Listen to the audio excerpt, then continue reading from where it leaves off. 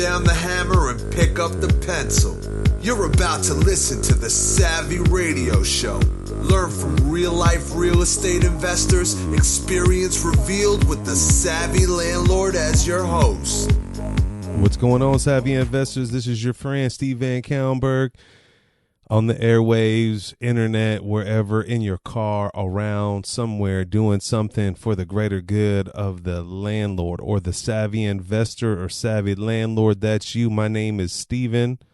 I already said that, but, I gotta come up with these intros. Anyway, we're on part 3 of questions you should ask when hiring a property manager. If you've been tuning in, you may have heard these episodes, but I'm piggybacking from other questions that came up, and that's in episodes 344, 344, and 347. Basically, last week I covered some basic questions that you should ask and yourself should know when hiring a property manager. And wherever you're at in your real estate career, you should always plan on, and I've said this a couple times already, but I'm going to say it one more time, always plan on, factor in 10% property management. It's a good rule of thumb. You could get cheaper, you can go more, and there's all kinds of property managers out there. This has been spurred by myself getting burned by a property manager. Just recently acquired some assets that came along with the property management, and you'll find out more of that as I go along answering these questions that you should be asking your future property manager, or these questions you should be asking yourself if you're managing your own properties. And so let's dive right in. Number 1 today, see the lease. When you sit down with this property manager, and if you do this, out of state, you should request a copy of their lease. Bang, bang. Ha. You like that idea? Yep. And the reason is you want to see if it's well written.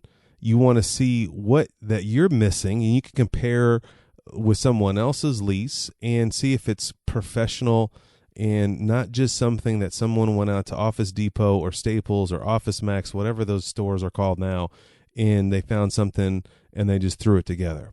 And then that's one thing. And also see the terminology, see if there's consistency in when they're saying landlord or tenant, or do they call them residents? Is it a hodgepodge of just stuff thrown together to somewhat protect you?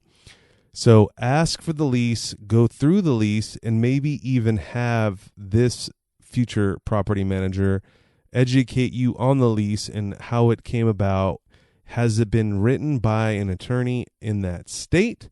Is it multiple states? And I don't know what kind of relationship you have with this property manager, but where did you get the lease? All right. Question number 2, communication. Man, being married, if you ain't married, communication will make or break your relationship, your marriage, or whatever. Your relationship with a banker, communication with your banker, communication with your children. Communication, is everything. And so you need to know the question, how often do we need to communicate? Okay. And then how often do you need to get updates on your property? And so how is this important? And then the other question that I have under this communication, what is the best way of communication? The best way. And what I mean is like email, text messages. How do you communicate back and forth? Now, you got to keep in mind, if it's a good property manager or gal, that they have a lot of clients, and there's a lot of deadbeat landlords out there. All the deadbeat landlords out there don't listen to the podcast. So I can say that no one's going to get offended. But, when I hang out with property managers, which I do enjoy hanging out with them at least once a month, I try to connect with one property manager, just see what's going out there, what's going on, how's the occupancy, are you rented, how's the rents, where are the rents going, is it strong, is it weak? It's just smart business in general.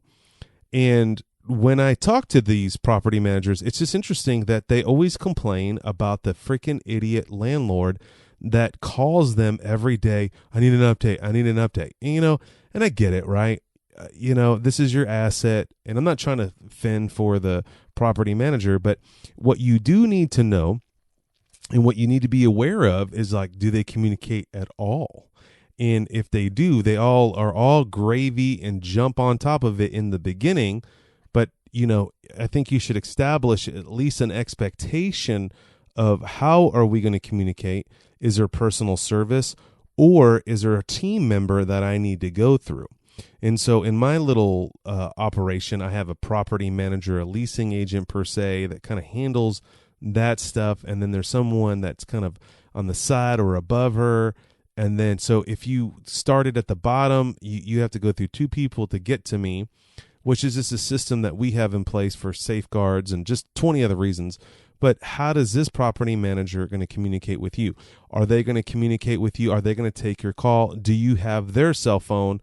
And obviously, if they're a successful property manager, they're going to be busy, and you don't want to be insensitive. You don't want to call them at random. But how is the best way to communicate? And then, do they have specific people that handle specific things? Like I said on another podcast, is there just a leasing agent? Is there a manager that just manages the maintenance? How does that work? And how do I contact one person, or how do I handle that? And then on payments, so that's another thing that you need to be aware of. Now, there's a lot of sophisticated software out there, and I don't want to go into them, but like when I deal with this other property manager that I'm not a big fan of, they send me alerts. Hey, this tenant's going to be late. How do you want us to handle it? Do you want us to start the eviction with this tenant, or is that okay? And then the late fee, who gets that? Where does that go? Here's a cool thing with a lot of the sophisticated software that's out there today. There's a thing called a portal. And that's where you can log in as an owner, and you can actually check and access property performance, reports, accounting information. And so you want to this is an important question. You need to know if they have that. If you are talking to a property manager and they're running it on a spreadsheet, we have a problem. Now, if they're only running your properties, maybe we not have a problem. But if they're running 100 or above, and in the tune of 300 to 500, or even I met a property manager the other day that was managing 600 properties in Oklahoma, in a small town of Midwest City, which is just about 5, 10, 15 minutes away from, it's right on, we call that Oklahoma City, and I never even heard of these people. And so, I wonder how they communicate. You need to know this, and you need to know what's the timetable for that. If I send a text message in, do I get a respond, and who do I send that to? Now, here's a question that you really need to, I think, is one of the next most important ones is, how is this contract legalized? What do I mean? Like, can I break this contract between you, property manager, and me, savvy investor? What's the terms of the contract? What if I'm not happy with your service? And guys, I would get later in the conversation, but when I acquired these assets from this property manager and I had this conversation, like, I want to get out of this contract, this dude started threatening me. And you do not want to be a hostage to this property manager. Now, in Oklahoma City, residential, leases, contract are pretty solid to a degree, but when it gets into the word commercial and property management, they're pretty ironclad. There is not usually, there probably is ways to get out of contracts, and you might be savvy and, I have a loophole and I can get out of it. The point is, you do not want to get locked into a contract that you cannot get out of. And here's the deal. You want to find out, how do I get out of this contract if I need to, aka if I sell the property, if I move. Now, I have read this in a contract.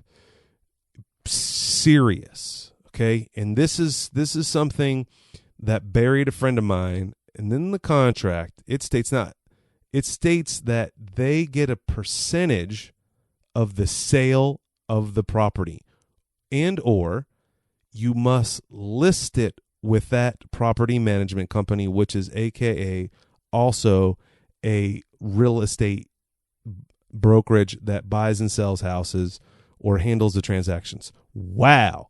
Let me hit you with the wow, and mother wow. Okay. Now, I don't know how in the world they're going to force that. I have to give you a percentage of the sale of the property. Like you didn't do anything. Like I wanted to sell it to my homie and we were working out a deal. And then all of a sudden you want to get a percentage of that situation. Listen, you need to make sure. And that would be the question that I would ask.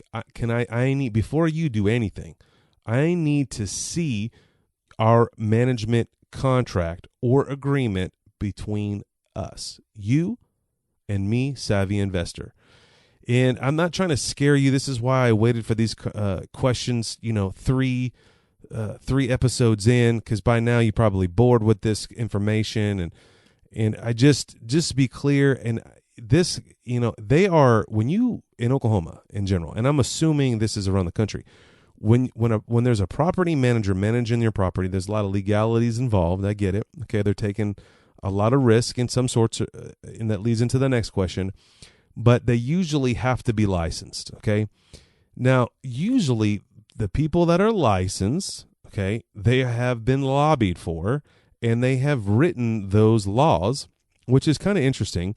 And I don't want to get into it, a big rant of it, but it's interesting that in the goal of people being licensed, it creates a higher barrier of entry. So not every flim-flam and somebody can be a property manager. I get it. There's regulation. I get it. I understand. There's a standard. I get it. You got to be a broker. I get it. Now, with those laws written, if there's ever a legal situation, guess what? It's usually sided with the person that has the license if it's a bona fide contract. So I'm not trying to scare you. I'm just trying to educate you. That's my job, my boy. That's my name, your boy, Steve VanCauwenbergh, the Savvy Landlord. Bang, bang. Make sure you read that contract and make sure you understand what you're getting into and make sure that it's very clear if I want to break this relationship, how do I need to do it? How does it need to be in writing? And what's the consequences of it? Hopefully you got the message on that one. All right, number 4. What type of insurance do you carry? Now, that's a pretty simple, easy question, kind of. You're like, wait a minute, VanCauwenbergh. Don't you carry insurance on your property? Yes, you as a landlord, you should carry insurance, which is EC insurance, which is the basic minimum fire, nothing, no contents, just if the thing burnt down or something major happened, hail and wind or something, you have that coverage. But you might want to ask them if they're a good property management company, do they have a general liability policy? Just in general. Now, you've heard me 100 podcasts ago, you should have GL, aka general liability policy. Shelter carries it. It's like $20 a unit per year. It's worth it. $1 million coverage. There is insurance out there for general liability only. You need to get it. Not every policy comes with it. Make sure, I beat this in the head before, and you probably first time you're listening to me, so I'm going to say it again. Sorry for my fans out there, but here's the deal. You got to have general liability, and what happens with general liability, someone, and this just happened to me, someone fell off the porch, sued me, blank, blank, blank, and my general liability policy kicked in. If I did not have general liability policy, I'd be dealing with this ambulance chaser attorney trying to chase me down for something that was out of my control. Anyway, I don't want to get into it, but you get the point. That's one policy, and see if that policy covers over everything. And so maybe there is an incident and that their general liability policy will cover that. And let's say, how would that, if you already had that, VanCauwenbergh, why would that be necessary for the property manager? Well, here's the deal. What if their staff member is on your property and they fall and they try to make a claim, right? Well, sir, you should probably make a claim with your company's general liability policy, not my general liability policy. So here's your question. What type of insurance do you have? And here is another question. Now, in Oklahoma, you have to be licensed to be a property manager. Bing, bing. A lot of realtors carry, and the big brokerages carry this insurance called errors and emissions. Errors, ERRORS, an emissions policy. This is an insurance policy that covers clerical mistakes. Like, and this has happened to me where a leasing agent typed in the wrong number. Instead of saying the rent was $525, they typed in 25, and the smart ASS tenant tried to pay their rent for $25. Well, of course, we punked them and they paid. But the point is, that's kind of an errors and omissions clerical mistake. And that just covers anything that's like just kind of, I don't know, but Google it up, errors and omissions, and ask them if they have it. If they do, they don't, I don't know. You should find out. And number 5 for today. How do whatever you deal with evictions? How do you handle them? What's your in your house policy? How fast do you jump on them? And what's the legal process for them? Now, obviously, I've evicted a lot of people in my lifetime. I understand the process. I had some brain damage at one time. I thought I was cool trying to write a book on Confessions of Eviction Court. Sometimes I wonder what in the world is wrong with me. But I don't know. That is the stupidest idea. I mean, I probably sat through 60 or so 100 eviction courts. This is dumb. All right. There's a better ways to waste your time. But the thing is, you need to know what the legality is in your area and how does this individual handle it? And do they charge you extra for that? And what's the process? And is it clearly outlined in the rental agreement? And is it reiterated several times? I'm telling you, I have people check off on this.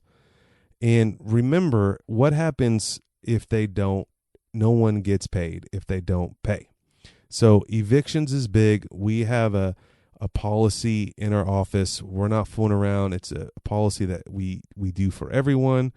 And find out what that property manager, what's their policy, how fast do they jump on it, and how do they handle it, what's additional fees. So that is the questions that you should be asking your new future property manager someday, somewhere, somehow. Anyway, if you like this episode, cool, let me know. If you want more of these property management madness, let me know. Shout out to all the people that did tell me. If you need some information or you need some help or some form of fashion, and get on the SavvyRadioShow.com. Leave me a message or email me or text me, Facebook me, and I'll break it off. Whatever you do, go out there, hustle harder than you did before, make some extra ends. And what you're going to do with that extra ends? Buy assets, not luxury vehicles. Thanks for listening to the Savvy Radio Show. Glide online and listen to our other motivating episodes at SavvyRadioShow.com. Connect on Twitter at LandlordBook and always be buying assets.